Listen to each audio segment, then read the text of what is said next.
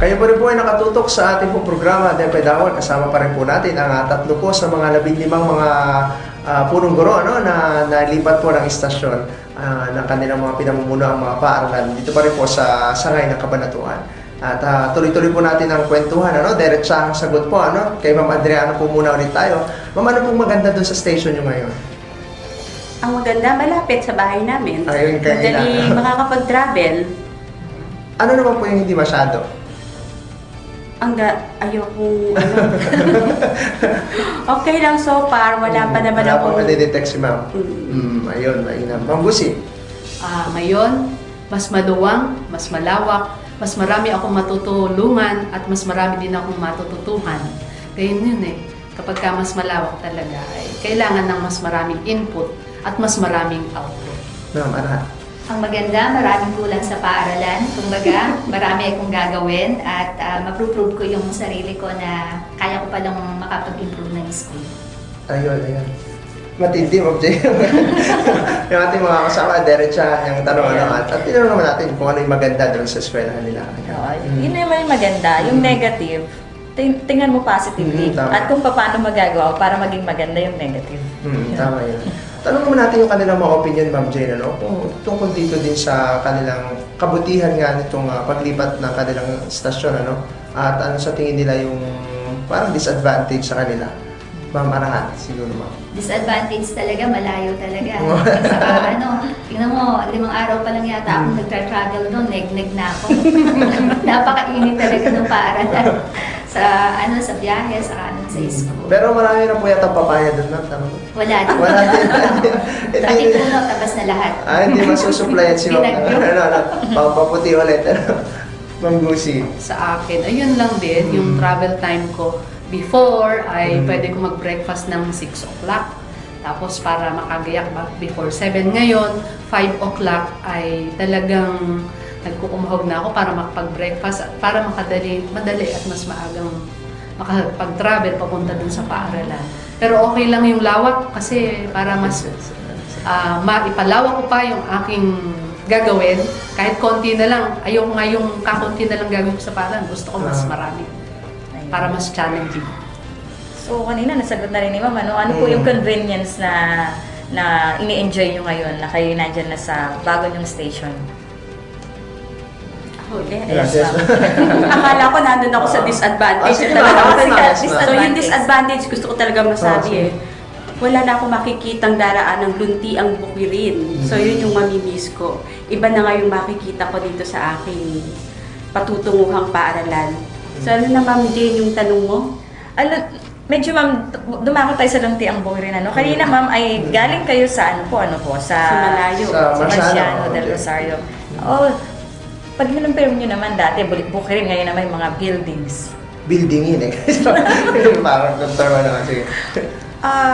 Sa luntian kasi nakakasagap ako ng medyo sari-sariwang hangin. So dito sa pinuntahan ko, iba yung madadaanan ko. Pasintabi po doon sa aking mga bagong kabarangay ngayon sa Barrera. Iba ho yung nakikita kong komunidad ngayon, dikit-dikit ang bahay. So talaga yung dadaanan ko compare doon sa dadaanan kong highway na wala akong nakikita mga nagkarat na bata. Ngayon medyo natatakot akong mabilis ang tricycle namin, baka makasagasa pa kami. Dahil hindi ko alam kung nag-family planning po ba yung mga kababaryo ko doon sa Barrera. Pero in fairness nga po, ang sabi ko nga po, yung advantage na nakita ko dito sa FA Reyes, unang-una, maaga ko siyang nararating, hindi kagaya na sabi nga ni Ma'am Nancy, dati nga, hindi siya nag-aapura, nakakapag-breakfast pa siya. Ngayon, aapurahin niya. Ako naman yung nakaraan ko ng trabaho ko, aapurahin ko talaga. Kailangan makarating ako doon, hindi pa nagpe-flex ceremony kasi nga, ang sabi po sa atin, na kailangan first to come, then last to go. Yung last to go ko po, ang kinakatakot ko doon pag kinabi ako, baka mamaya ang nasakyan kong sasakyan, itapon na ako sa paligi. Ayan, base sa mga sagot ng ating mga panauhin Sir Alan, gusto ko lang yung tanong ngayon po nasa bago kayong station, meron ba kayong nararamdamang pagkadismaya? Ba't ako napunta rito? Ako sa party ko, hindi ako nadidismaya kung saan man ako mapunta, kundi yun ay challenge para sa akin. Dahil naniniwala akong may purpose kung bakit nandoon kami. Tulad ngayon sa aming bagong paaralan, mas malaki, mas marami yung guro, mas marami kong input, at mas marami kong output, sabi ko. Gusto mo ba tanongin kung nadidismaya pa yung dalawa? Ako sa sasagot. Ako po siguro, inisip ko to na siguro talagang niloob ito ni kung sino man po si Lord, iniloob man po niya ito ni Sino mo po si Lord? Yes, ma'am. Although alam natin na ito talagang DepEd mandate, After then 5 years. talagang dapat po kaming sumunod, labag man sa loob o hindi.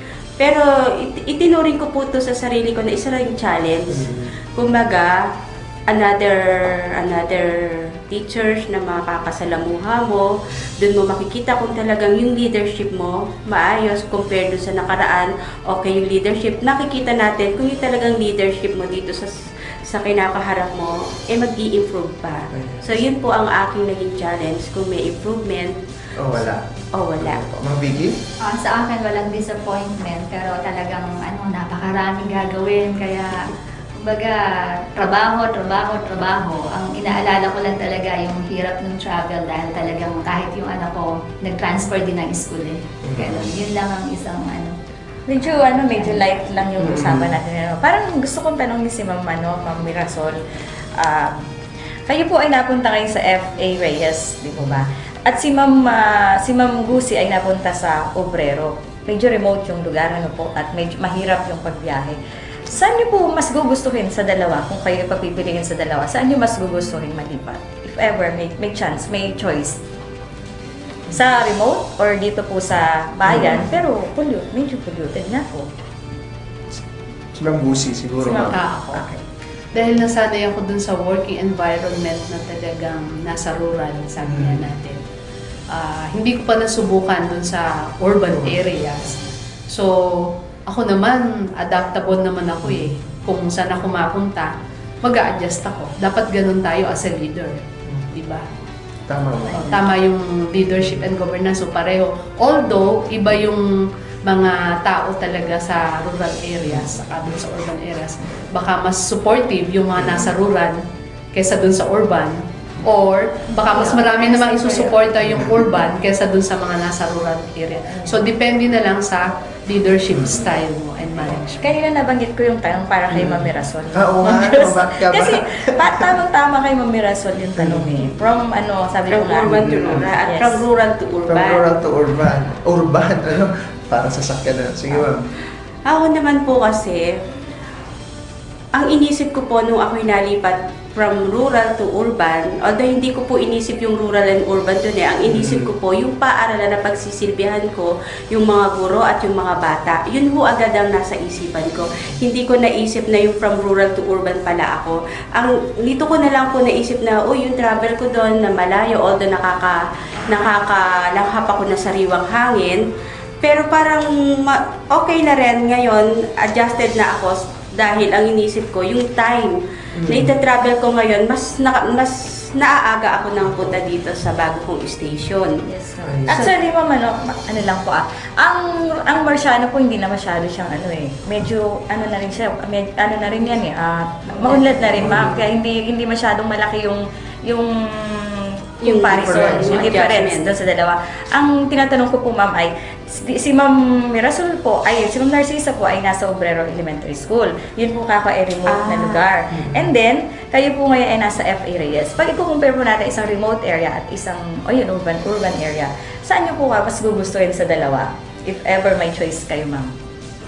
Remain in the sa Obrero o Kasi nabanggit kanina naman na medyo maingay, ang paligid, at ang daming bata, mahirap.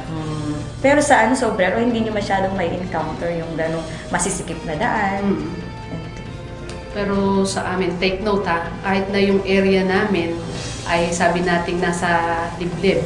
Lahat ng teachers, they have their laptops para magkaroon ng presentation ng lesson na ginagamit ang ICT.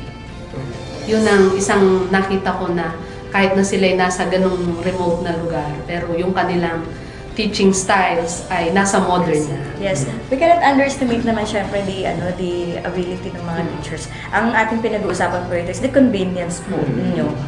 Yan. Pagdating sa saan niyo gusto? Saan niyo gusto sa dalawa? Ako po, straight to the point, mas gusto ko po dito sa urban. Yes. Ayun. Ayun. So, yung po narinig po natin yung tatlo nating sagot ni Ma'am Adriano. Nabanggit na rin ni Ma'am Gusi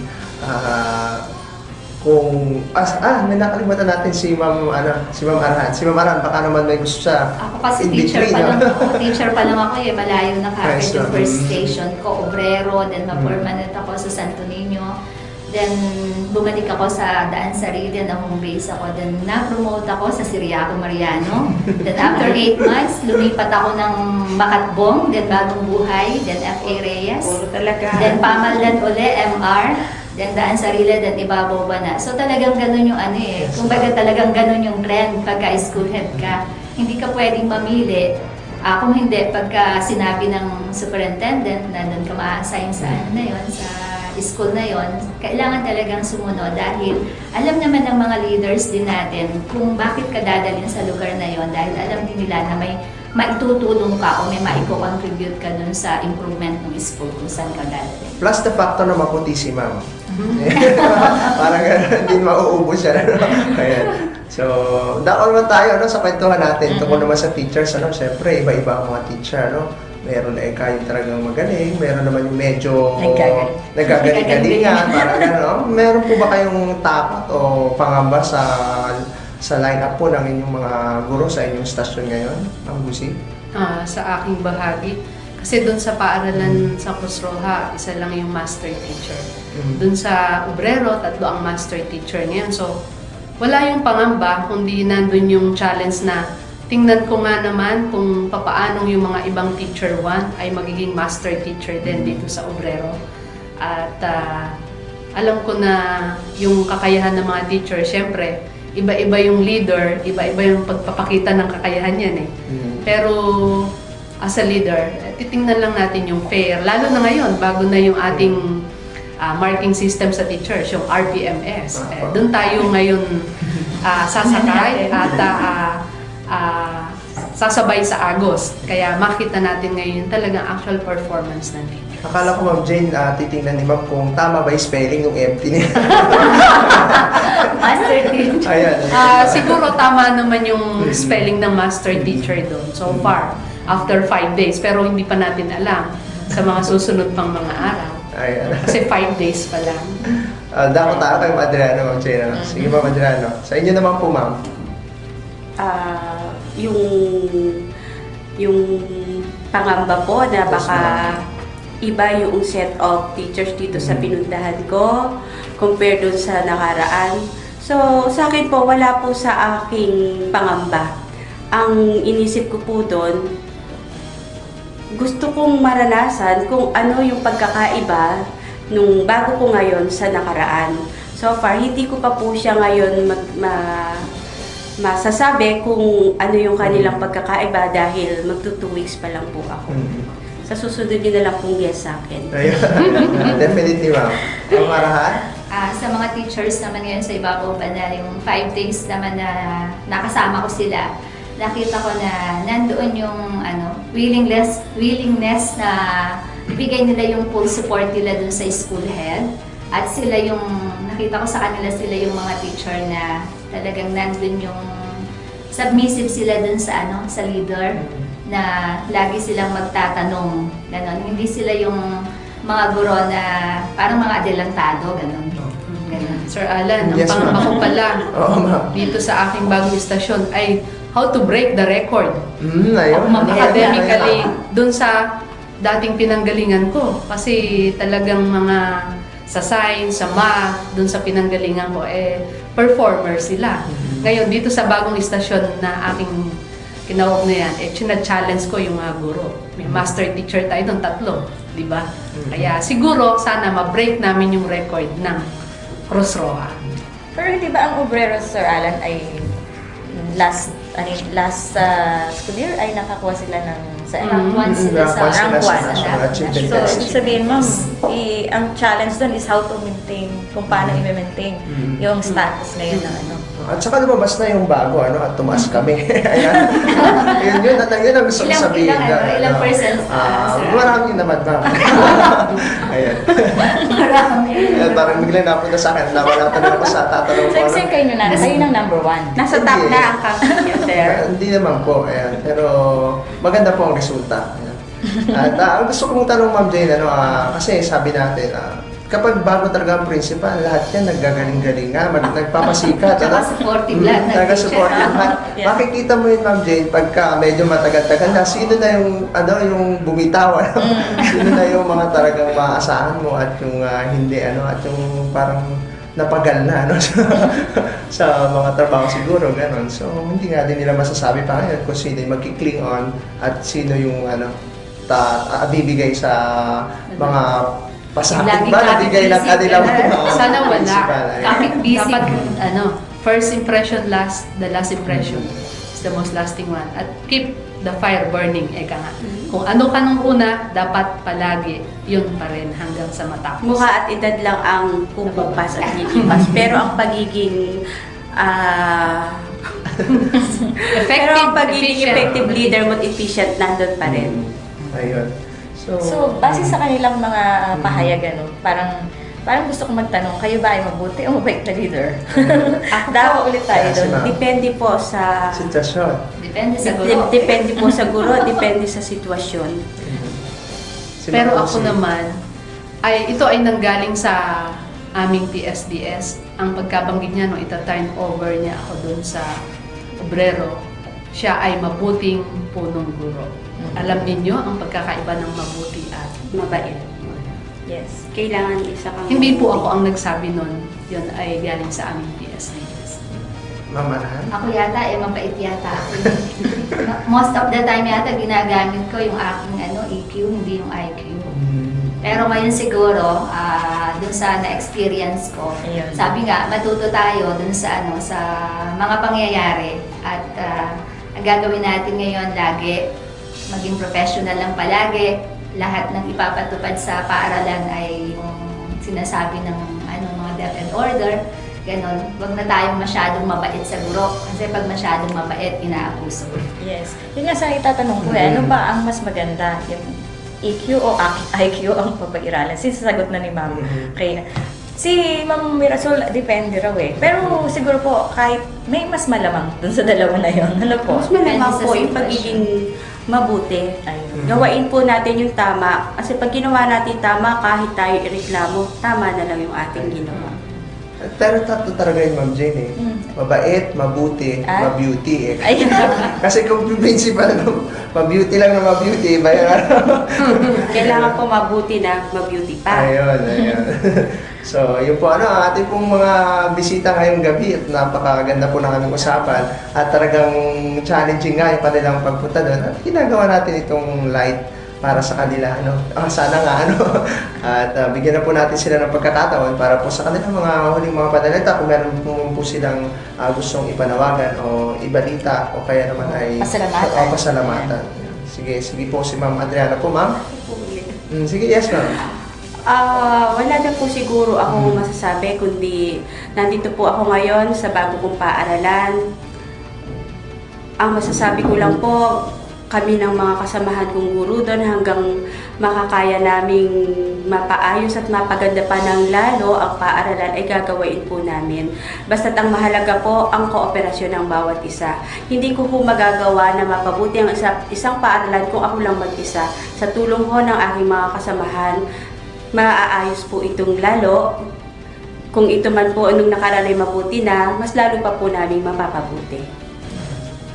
Ako naman po sa aking bahagi, sabi nga natin, no man is an island. Hindi mo magagawa ng nag-iisa ang lahat ng iyong gawain, ang iyong lahat ng layunin, kundi kailangan ay para tayong walis na nagsasama-sama, nagbibigis-bigis upang lahat ng ating mga layunin at gawain, gampanin ay magampanan natin ng maayos. Sabi nga ay maging professional always and maging transparent as a leader.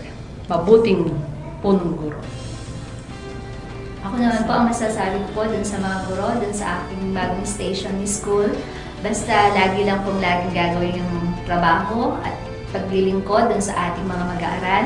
At para naman po dun sa barangay, dun sa mga magulang na naroon, katulad nung kasama namin sa meeting nung nakaraang Sabado, asahan nyo po kung ano po yung hinahanap nyo dun sa isang guro o sa isang leader ay magagawa ko lamang po yon sa tulong ninyo at sa suportang ibibigay ninyo sa akin. Dahil kahit gano'n po pagaling ang isang leader, kung walang susuporta ng mga magulang at mga guro, wala din pong magagawa. At lagi po natin tatandaan, ang paaralan po, yun po yung pinaka, ano po nung inyong barangay, salamin ng inyong barangay. Kaya dapat po tayong lahat susuporta sa mga programa at proyekto ng paaralan dahil dito po hinuhubog yung kaisipan at pagiging mabuting mamamayan ng ating mga anak. Sumayin niyo po ang isa na namang edisyon ng palatuntunang DepEd Hour. Nakasama po natin at pinasasalamatan po natin ang ating mga panauhin ngayong gabi ito na very accommodating sa ating mga katanungan, sa pagsagot sa mga katanungan natin. Sila po ay sinaginang Mirasol Adriano mula po sa Marciano Marciano de Rosario Memorial Elementary School. Siya po ay nasa bago niyang station ngayon ng F.A. Reyes Memorial Elementary School. Ginang Victoria Arahan mula sa Dan Sarili Integrated School. Ngayon po ay nasa Ibabaw Bana Elementary School. At Ginang Narcisa D. Gusi mula naman sa Cruz Roja Elementary School. Ngayon po ay nasa kanyang bagong station sa Obrero Elementary School. Ayan po, maraming salamat po sa inyong pagsama sa amin sa balitaan, turuan at ating pong usapan dito pa rin po sa ating programa, DepEd Hour. Ako po si Alan David Valdez. Sa ngalan po ng ating Schools Division Superintendent Dr. May Eclar, ako po si Jane Valderrama. Huwag po ka na alis, susunod pong programa, Slow Moments and Memories with J. Christian. Magandang gabi po.